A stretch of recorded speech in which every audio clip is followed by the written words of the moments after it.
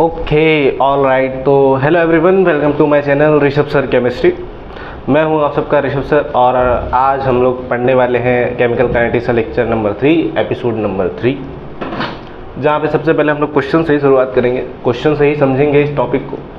बड़ा important topic है, 2 से 3 बार आ चुका है बोर्ड्स के अंदर, तो आपके लिए बहुत ही ज़्यादा इंपॉर्टेंट टॉपिक हो सकता है ये, एंड है भी, हो सकता है नहीं है, ठीक है। तो derive integrated rate law for first order kinetics. First order kinetics के लिए आपको इंटीग्रेटेड रेट लॉ बनाना है। सबसे पहले फर्स्ट ऑर्डर रिएक्शन का डेफिनेशन लिखते हैं।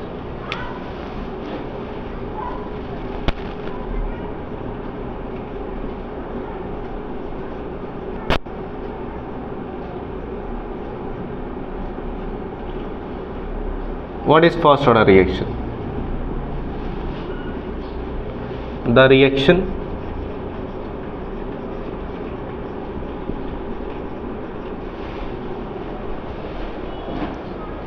which contain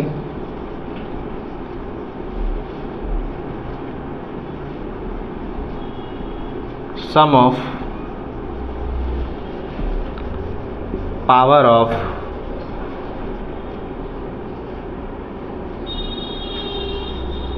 reactant concentration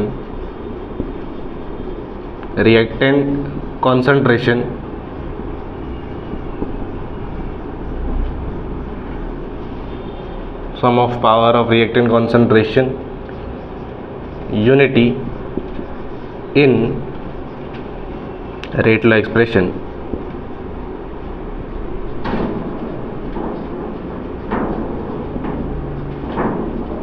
is known as first order reaction.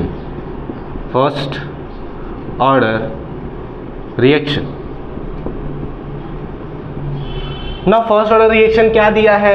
ये एक ऐसा रिएक्शन है जहां पे रिएक्टेंट के कॉन्सेंट्रेशन का सम, मतलब उनके पावर का सम, उसे वो कितना आना चाहिए? यूनिटी आना चाहिए। यूनिटी का मतलब होता है 1 आना चाहिए। किसके अंदर? रेट लॉ एक्सप्रेशन के अंदर। जैसे कोई रिएक्शन दिया है मैंने, उसका रेट लॉ एक्सप्रेशन कुछ ये बना है, R = K E की पावर 1/2 B की पावर 1/2 ना। इनका पावर जोड़ो, 1/2 इसका, 1/2 इसका, आ गया 1। तो ये फर्स्ट ऑर्डर रिएक्शन है। तो ऐसा रिएक्शन जिसमें रिएक्टेंट के कॉन्सेंट्रेशन की पावर को जोड़ने पर 1 आता हो, तो उस रिएक्शन को हम लोग बोलेंगे first order reaction. Now let us consider a first order reaction. Now you have to, first step clear हो गया, फर्स्ट ऑर्डर रिएक्शन का डेफिनेशन लिख दिया हम लोगों ने। ना second step, consider a first order reaction. एक फर्स्ट ऑर्डर रिएक्शन कंसीडर करो। Consider a first order reaction. मैं रिएक्शन शॉर्टकट में लिख रहा हूं, आप लोग फुल फॉर्म में लिखना कि ए से प्रोडक्ट बन रहा है। ए से क्या बन रहा है? प्रोडक्ट। यहां पे डिफरेंशियल रेट लॉ दो, तो the differential rate law is given by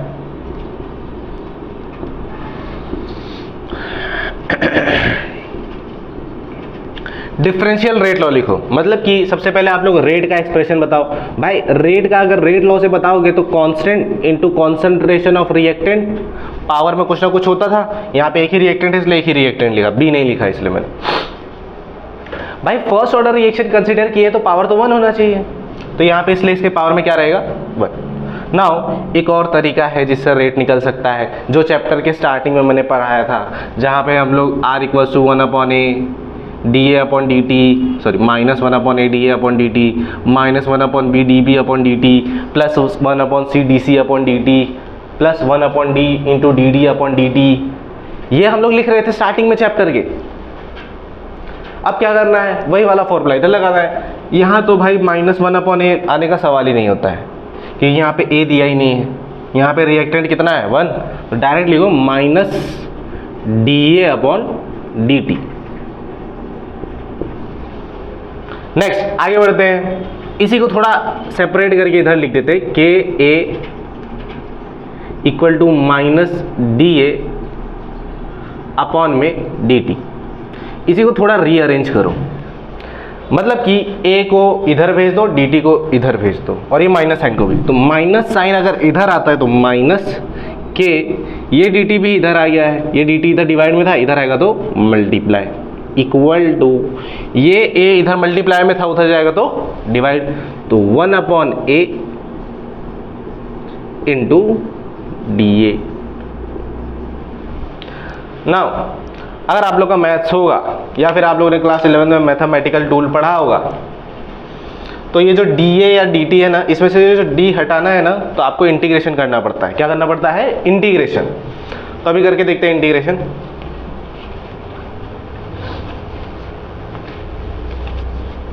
बाही मोड़ लूँ थोड़ा, अच्छा लगता है इंसान। हाँ, now integrating both side, now integrating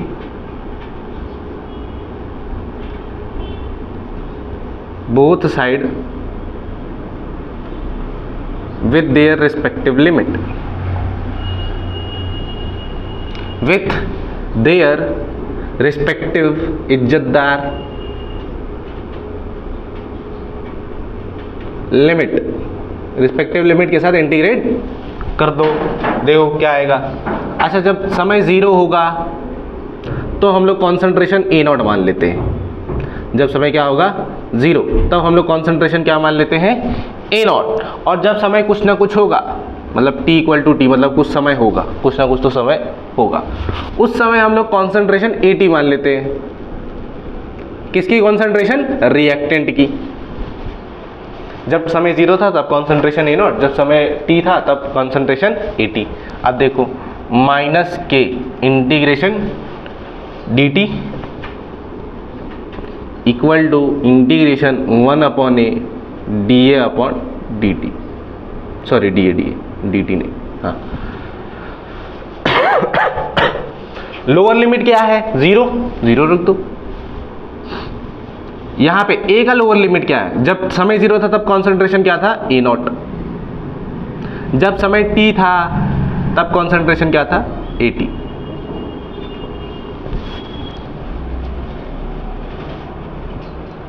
now अब इंटीग्रेट करो, आपको मालूम होगा इंटीग्रेशन dx का कितना होता है? x, और 1 upon x into D x का क्या होता है? ln x। ln का मतलब क्या होता है? log x to the base e, log x to the base e। और भी चीज़ें देखो, ये जो बेस में e है, इसका वैल्यू आपके लॉग बुक में नहीं दिया रहता। आपको पता होगा लॉग बुक क्या होता है, तो जो लॉग बुक है वो इसके लिए वैलिड नहीं है। लॉग बुक में जो लॉग निकलता है ना, वो बेस 10 के लिए निकलता है, लॉग बेस 10 के लिए। इसका वैल्यू आप निकाल सकते हो, इसका नहीं निकाल सकते हो। तो सर हम लोग इसको इसमें कन्वर्ट कैसे करें? तो इसको कन्वर्ट करने का तरीका 2.303 से मल्टीप्लाई कर दो, ठीक। तो ये 3 बेसिक पॉइंट है, ये आपको याद रहना चाहिए। नाउ dt का इंटीग्रेशन क्या होगा? जैसे dx का x है वैसे dt का t, dt का हो गया t, 0 से लेके t तक, क्लियर ना। 1 अपॉन a का ln a, जैसे 1 अपॉन x का ln x वैसे ही 1 अपॉन a का ln a, a नॉट से लेके a t तक।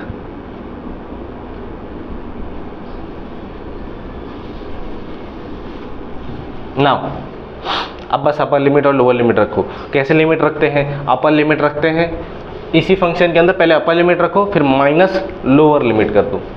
देखो सबसे पहले मैं अपर लिमिट रखता हूँ। अपर लिमिट क्या है? t, माइनस लोअर लिमिट क्या है? 0 इक्वल टू ln में पहले a t रखो, अपर लिमिट रखा, माइनस, अब एक बार लोअर लिमिट इसके अंदर रख दो, ln a नॉट, ठीक। अब ये माइनस साइन जरा इधर भेजो तो सबका साइन बदल जाएगा क्या? ये माइनस साइन इधर भेज दो, के, अच्छा t माइनस 0 t, तो के टी आ गया यहाँ पे। ये माइनस साइन अगर आपने इधर भेजा तो देखो क्या होगा, सबका साइन बदल जाएगा। ये बन जाएगा माइनस ln a t, ये बन जाएगा प्लस ln a नॉट। थोड़ा अरेंज करके लिख देते हैं, ln A not minus ln at। Now आगे देखना, आगे kt इक्वल्स टू, लॉग में माइनस कब रहता था? जब कोई चीज़ डिवाइड हो रही है। आपको मालूम होगा log a अपॉन b क्या होता है, log a minus log b। और मैंने बोला था ये भी एक प्रकार का log ही तो है, बेस में ही है। तो यहाँ पे देखो ये माइनस है तो मतलब ये दोनों डिवाइड में होंगे। देखो ln a नॉट अपॉन में at ना, ये तो ln में आया। मैंने क्या बोला, आपके लॉग बुक में क्या दिया है, log बेस 10 के बारे में दिया है। तो आप लोग ये प्रॉपर्टी याद रखना, हमेशा पहले ही बोल देता हूँ, ln x equal to 2.303 log x to the base 10। Clear? Therefore kt equals to क्या आ जाएगा, 2.303 log a not upon 80 base में 10। ना ये t इधर मल्टीप्लाई में है, इधर आएगा तो डिवाइड। तो k equals to 2.303 upon t log a not upon 80 base में 10। अच्छे से 10 लिख दूं।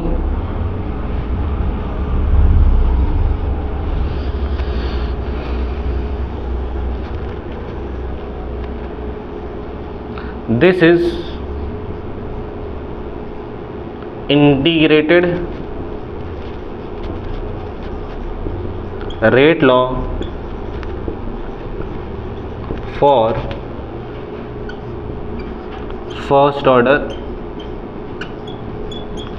kinetics।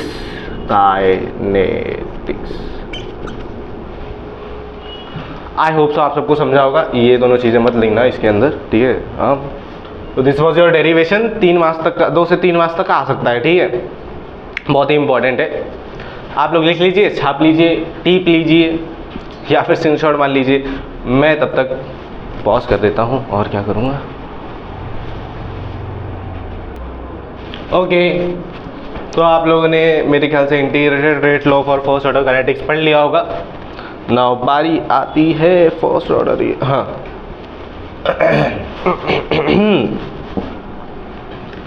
हाफ लाइफ पढ़ाने से पहले मैं आपको कुछ एक्सप्रेशन लिखवाना चाहता हूँ।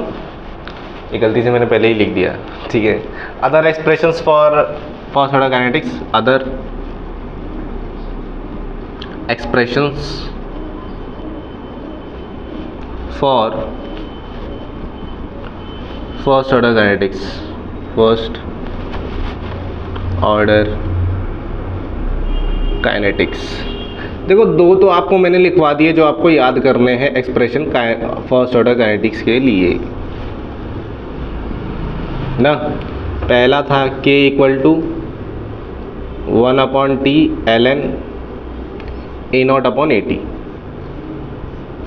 ये आपको रटना है, मतलब जितने फॉर्मूले मैं फर्स्ट ऑर्डर रिएक्शन के लिए लिख रहा हूँ। सेकंड देखिए, k equal to 2.303 upon T log a not upon 80 base में रहेगा 10। एक एक्सप्रेशन और याद करना है आपको। उसके पहले मैं थोड़ा सा log के बारे में अगर चर्चा करूं, जैसे आपको मालूम होगा 2 की पावर 3 इक्वल टू क्या आता है, 8 आता है।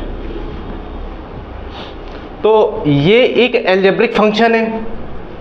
इसी को लिखने के लिए दूसरा तरीका आया, जिसे बोलते ट्रिग्नोमेट्री बोल रहा हूँ, लॉगरिथमिक फंक्शन। तो कुछ नहीं, यही लिख रहे हैं हम लोग, पर अलग भाषा में। ये क्या है, बेस। ये क्या है, power. And this is what your result ना।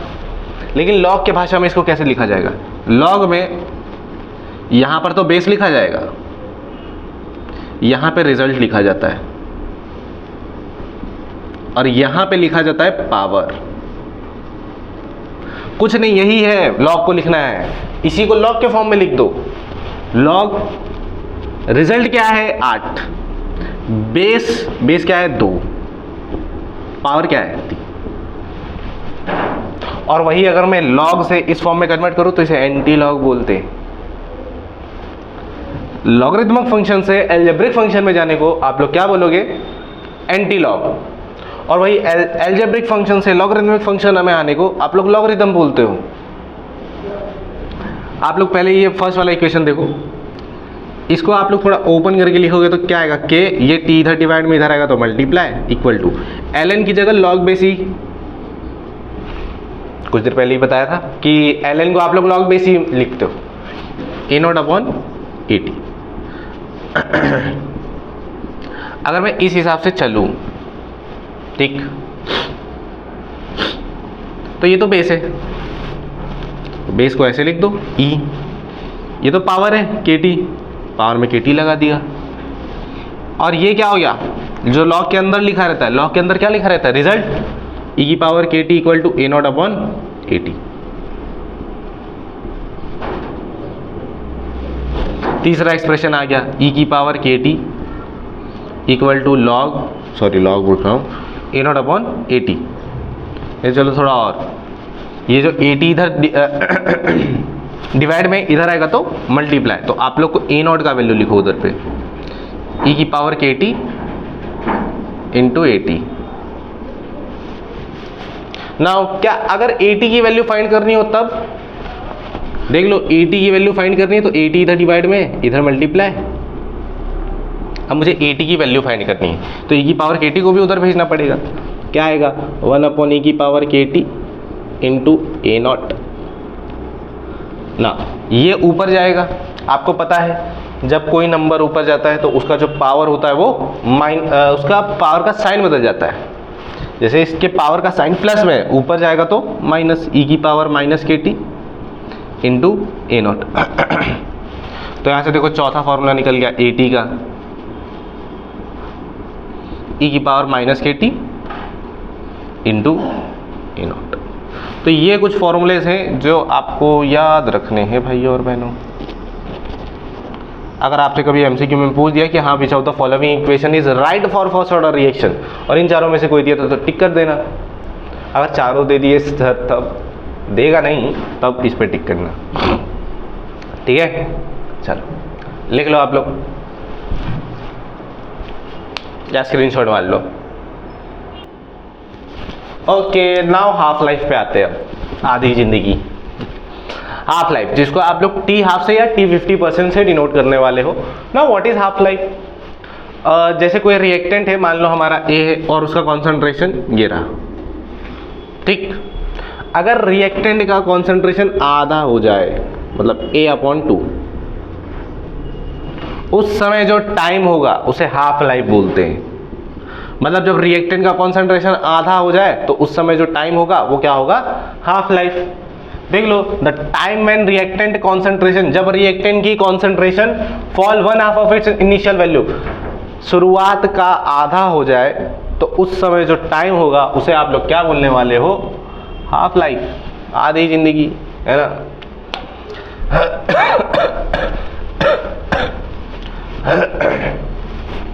तो देखो फर्स्ट ऑर्डर रिएक्शन के लिए हम लोग पहले हाफ लाइफ निकाल रहे हैं। Half life for first order reaction, तो देखिए, consider a first order reaction, consider a first order reaction. एक फर्स्ट ऑर्डर रिएक्शन कंसीडर करते हैं कि ए से बन रहा है product,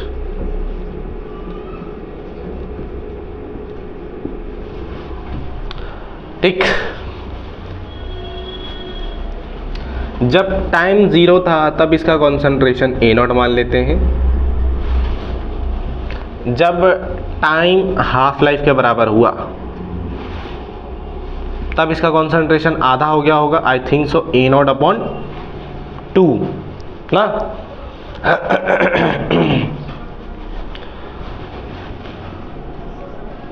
integrated rate law for first order kinetics, for first order kinetics. First order kinetics के लिए इंटीग्रेटेड रेट लॉ अभी निकाला था, k equal to 2.303 upon T log A not upon A T. Now यहां पे जो टी है वो उसको हाफ लाइफ मान लेते हैं। नाउ टी इक्वल्स टू क्या मान लेते हैं, टी हाफ। तो हमारा जो ए टी है, ए टाइम टी, भाई टाइम टी पे तो टाइम टी मतलब हाफ लाइफ, हाफ लाइफ पे कॉन्सेंट्रेशन कितनी होती है, ए नॉट अपॉन 2। तो ए टी की वैल्यू भी मिल गई क्या, ए नॉट अपॉन 2। अब ये सारी वैल्यू जिसके अंदर पुट कर दो, k इक्वल टू 2.303, टी की जगह T half log base 10 A not upon 80। 80 की जगह क्या रखोगे, A not upon 2। A naught cut गया, ये 2 ऊपर जाएगा और ये टी हाफ जो डिवाइड में दिख रहा है इसको इधर ला दो, नहीं तो जान दो एक ही स्टेप में इतना सब कुछ मत करो, वरना तुम्हारा दिमाग का फ्यूज उड़ जाएगा। log 2 to the base 10। Now ये टी हाफ की वैल्यू फाइंड करनी थी हम लोग को, तो टी हाफ इक्वल टू 2.303, ये इधर ऊपर था यहाँ आएगा तो नीचे के log 2 की वैल्यू एक काम करो रख देते हैं। log 2 की वैल्यू आप लोग बुक में देखोगे तो 0.3010 होता है लॉग बुक में, ठीक। दोनों को मल्टीप्लाई करो, आंसर आएगा 0.693 अपॉन में के। This is your half life और first order reaction. First order reaction के लिए हाफ लाइफ का एक्सप्रेशन यही है। 2 मार्क्स के लिए सवाल आ सकता है आपके बोर्ड में, ये भी इंपॉर्टेंट है, 2 से 3 बार ये भी आया है। नाउ एक नोट पॉइंट करके लिख लो, half life of reactant of first order reaction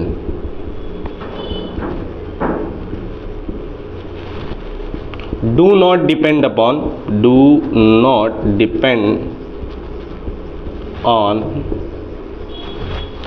क्या ये हाफ लाइफ रिएक्टेंट के कॉन्सेंट्रेशन पे डिपेंड कर रही है किसी भी तरीके से? इसके एक्सप्रेशन में कहीं पे कॉन्सेंट्रेशन टर्म आ रहा है, नहीं आ रहा है, तो मतलब कि half life first order reaction का रिएक्टेंट के कॉन्सेंट्रेशन पे डिपेंड ही नहीं करता है। तो लिख दो गले में किचकिच विक्स, नहीं नाम नहीं लूंगा, हाँ। Do not depend on reactant concentration, reactant की कॉन्सेंट्रेशन पे डिपेंड नहीं करता है। पहली बात। दूसरी बात देखो, मैंने आपको unit of rate constant find करना बताया है। यूनिट ऑफ के फॉर फर्स्ट ऑर्डर रिएक्शन कैसे आएगा, मोल पर डीएम क्यूब पावर में 1 minus n into time inverse. Time चलो सेकेंड ले लेते हैं, सेकेंड इनवर्स ना। ऑर्डर कितना है 1, n की n मतलब ऑर्डर होता था। अगर मैं n की वैल्यू 1 रखूं तो 1 माइनस 1 0 होगा। मोल पर डीएम क्यूब की पावर क्या आ रहा है 0, तो हमारा यूनिट ऑफ रेट कांस्टेंट क्या बन जाएगा, सेकेंड इनवर्स। क्योंकि भाई किसी की भी नंबर पावर में 0 हो तो 1 आता है। आप लोग देख सकते हो 1 माइनस 1 0 आएगा, मोल पर डीएम क्यूब की पावर 0 मतलब 1। तो यूनिट ऑफ जो रेट कांस्टेंट है, मतलब जो रेट कांस्टेंट है वो भी तो कॉन्सेंट्रेशन पे डिपेंड नहीं करता है। ये तो आपको मैंने पहले ही बता दिया था वैसे कि रेट कांस्टेंट कभी भी रिएक्टेंट या प्रोडक्ट के कॉन्सेंट्रेशन पे डिपेंड नहीं करता है, वो सिर्फ टेम्परेचर पे डिपेंड करता है। रेट कांस्टेंट हमेशा सिर्फ और सिर्फ किस पे डिपेंड करता है, टेम्परेचर पे। लिख देता हूँ कि only depends upon temperature. Temperature में शॉर्टकट में लिख रहा हूँ, आप लोग फुल फॉर्म में लिखना बच्चा।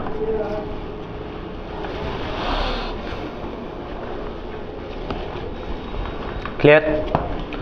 तो मेरे ख्याल से आप सबको समझ में आया होगा। आप लोग लिख लीजिए, फिर इसके बाद हम लोग ग्राफ करेंगे, फिर बस दैट्स इट।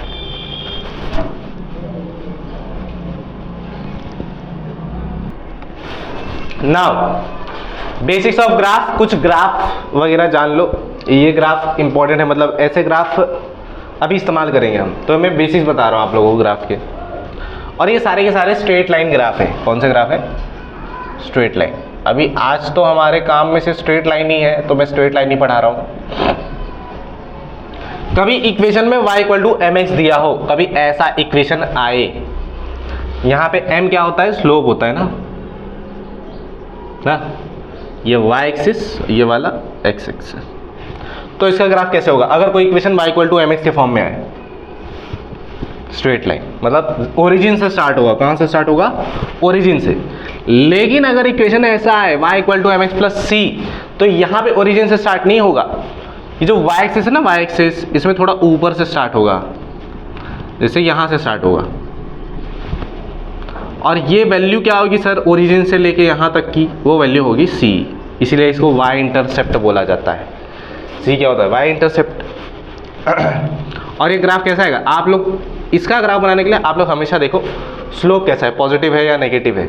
पॉजिटिव है तो ऊपर की तरफ, नेगेटिव है तो नीचे की तरफ। इसमें भी देखो y equal to minus M x plus c, c आया है ना, तो मतलब y में ओरिजिन से थोड़ा ऊपर स्टार्ट करना पड़ेगा,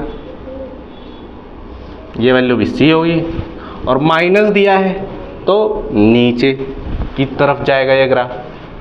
क्लियर सभी को? तो आप लोग ये बेसिक्स में नोट कर लीजिए, फिर मैं फर्स्ट ऑर्डर रिएक्शन के कुछ ग्राफ से बताता हूँ।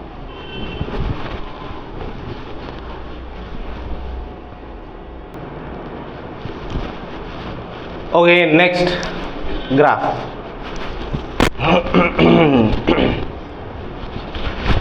ना ग्राफ में देखिए, सबसे पहला ग्राफ बनाने में बोला है रेट और कॉन्सेंट्रेशन। रेट और कॉन्सेंट्रेशन का रिलेशन फर्स्ट ऑर्डर काइनेटिक्स के लिए इस इक्वेशन से बना था। देखो, जब भी आपको ग्राफ बनाने बोले ना, तो आपका पहला काम है सबसे पहले इक्वेशन बनाओ। इक्वेशन बनाओगे तभी तो ग्राफ बना पाओगे। आपको अगर मैं इक्वेशन ही न दूं कि y equal to M x plus c है, कैसे बनाओगे ग्राफ? स्ट्रेट लाइन है, नहीं बना पाओगे ना, तो आपको पहले इक्वेशन बनाना पड़ेगा। ठीक है, तो आपको पहला equation rate versus concentration of A, तो ये वाला एक्सप्रेशन आ रहा है ना। अब एक काम करते हैं, y एक्सिस पे रेट जो पहले दिया रहता है वो y एक्सिस पे रहता है, तो ये तो y है, r हमना क्या है, y है, इक्वल टू जो बाद में दिया रहता है वो x एक्सिस पे रहता है, ये x है, तो बचा हुआ जो है वो तो स्लोप ही हुआ, y equal to M X. y equal to M X वाला ग्राफ बन रहा है, यानी स्ट्रेट लाइन ग्राफ, और वो भी ओरिजिन से स्टार्ट होगा क्योंकि यहाँ पे कोई y इंटरसेप्ट नहीं आ रहा है। चलो स्टार्ट करते हैं। ग्राफ अगर टेढ़ा मेढ़ा है तो वेरी सॉरी, y एक्सिस और x एक्सिस लिख दिया। यहाँ पे y एक्सिस पे कौन है, रेट, और x एक्सिस पे कौन है, कॉन्सेंट्रेशन।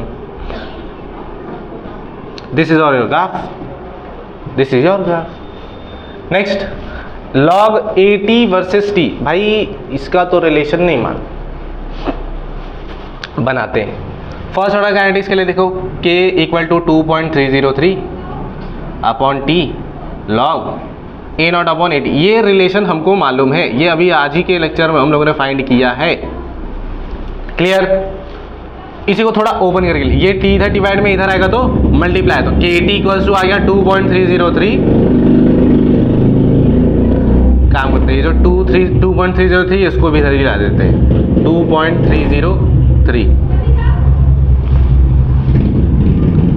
लॉग। लॉग में जब डिवाइड हो तब वो क्या होता है, माइनस, तो log A not base 10 minus log 80। देखो आप लोग ध्यान रखो कि लॉग में जब डिवाइड होता है तब माइनस होता है, जब मल्टीप्लिकेशन होता है तो एडिशन होता है। ध्यान देना, हमें y एक्सिस पे कौन चाहिए, log 80, log 80 बेस 10, तो ये तो इधर पे, इसको इधर ला देते हैं, क्या आएगा, log माइनस में इधर आएगा तो प्लस, log 80 बेस में 10 इक्वल टू, ये इधर प्लस में उधर जाएगा तो माइनस, तो क्या आ जाएगा, माइनस के upon 2.303 T plus log A not base 10, यही आएगा। ध्यान से देख लो आप लोग, नहीं आएगा तो आप लोग पीछे एक बार वापस से जाके देख लो, मतलब 3-4 मिनट पहले जाके वापस से देख लो कि ये कैसे किया मैंने। ठीक, चलो ये अपना y एक्सिस ब्रो, ये x एक्सिस भी आ गया, प्लस करके लिखा है तो ये तो 110% अपना y इंटरसेप्ट होगा। ये अपना स्लोप हो गया लेकिन माइनस में, तो माइनस m भाई इक्वेशन आ गया, y equal to minus M x plus C, graph बन गया। y एक्सिस पे कौन है, log AT बेस्ड है, इस पे कौन है, t टाइम। बना दो ये। जब भी y इंटरसेप्ट होता है, मैंने बोला ना ओरिजिन से नहीं स्टार्ट करोगे, थोड़ा ऊपर से स्टार्ट करोगे और स्लोप घटता हुआ है, माइनस में है ना, तो नीचे जाता हुआ ग्राफ बनाओ, बन गया। और कुछ नहीं करना था आपको, दैट्स इट। ग्राफ पे आज तक सवाल नहीं बना है, वैसे ये भी बात बता देता हूँ मैं आप सबको, ग्राफ पे आज तक सवाल नहीं बना है। तो आज के लेक्चर में इतना ही। अच्छा, एक और ग्राफ है आपके बुक में, log A not upon 80 versus concentration का, वो ग्राफ रॉन्ग दिया है, क्योंकि log A not upon 80 concentration पे तो डिपेंड ही नहीं कर रहा है। कर रहा है क्या, नहीं कर रहा है, तो इसलिए वो ग्राफ रॉन्ग है, क्योंकि इंडिपेंडेंट अगर कोई क्वांटिटी रहती है ना, तो उसका ग्राफ ऐसा जाता है। ठीक है, चलिए स्टार्ट करते बोल रहा हूँ। तो आज का लेक्चर यहीं पे समाप्त करते हैं। उम्मीद है आप सबको अच्छा लगा होगा लेक्चर, और जिनको जो पार्ट नहीं समझ में आया होगा वो एक बार रिवाइंड करके देख लेना, ठीक है, क्योंकि ऑनलाइन है, ऑनलाइन का थोड़ा बहुत तो फ़ायदा उठाना चाहिए, क्योंकि एक ही चीज़ को मैं 3-4 बार रिपीट करूँ और फिर टाइम बढ़ा दो लेक्चर का, उसकी जगह आप लोग 3-4 बार रिपीट कर लो और लेक्चर का टाइम शॉर्ट रहे ना। तो अदरवाइज लंबा लेक्चर देख के ही कुछ लोग भाग जाते हैं, अरे लंबा लेक्चर है नहीं ले पाऊँगा, अरे भाई नहीं ले पाऊँगा, तो ऐसा मत करो यार। तो ये तीसरा एपिसोड है आई थिंक सो केमिकल काइनेटिक्स का, यस, और मैंने पूरा फर्स्ट ऑर्डर रिएक्शन इसके अंदर करवा दिया है ना। इसके बाद वाले लेक्चर में हम लोग जीरो ऑर्डर रिएक्शन और स्यूडो फर्स्ट ऑर्डर रिएक्शन देखेंगे, उसके बाद वाले में कोलिजन थ्योरी, फिर दैट्स इट, चैप्टर समाप्त हो जाएगा। तो आई होप सो आप सबको लेक्चर पसंद आया होगा, तो लाइक करना, शेयर करना, सब्सक्राइब करना और देखते रहिए ऋषभ सर केमिस्ट्री। मिलते हैं अगले एपिसोड में। स्क्रीनशॉट मान लेना जो काम छोड़ लोगे।